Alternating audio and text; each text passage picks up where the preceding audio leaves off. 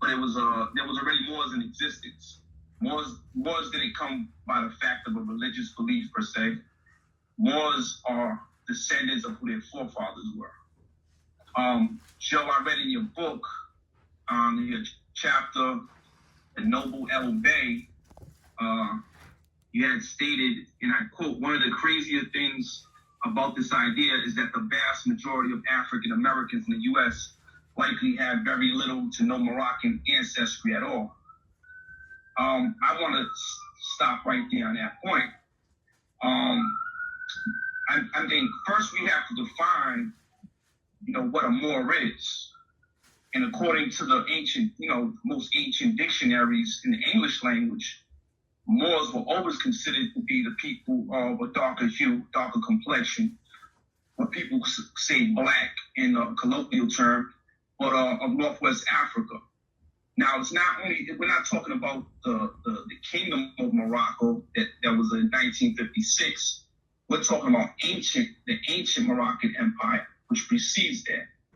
And a lot of times the etymology, people want to go back to the Greek etymology of Moorish, which means to be black or charred.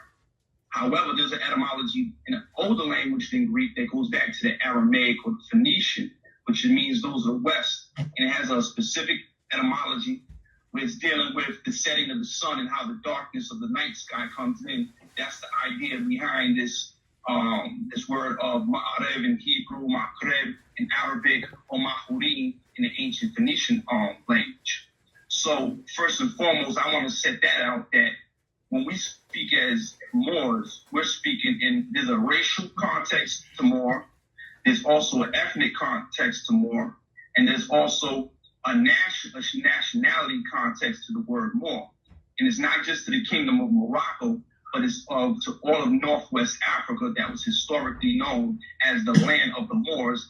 And at one point for 800 years, it includes Spain and Portugal as in Al-Andalus. So when we talk about Moors, we're connecting the ancient forefathers back to their descendants having to be in Americans, the Western Hemisphere, not just particularly to the United States of America, but within the many lands that consist of North and South America and the Caribbean. So I wanted to put that out there first because that's a misunderstood subject. And when we talk about African Americans, this is a social construct it has no reality besides going back maybe like 30 or 40 years ago when it was popularized by Jesse Jackson, and it may have been mentioned before that. But when we're talking about Moors, we're talking about in the context of a racial context, we're talking in the context of an ethnic context, we're talking in the context as a nationality or those who have a national origin of being Moors.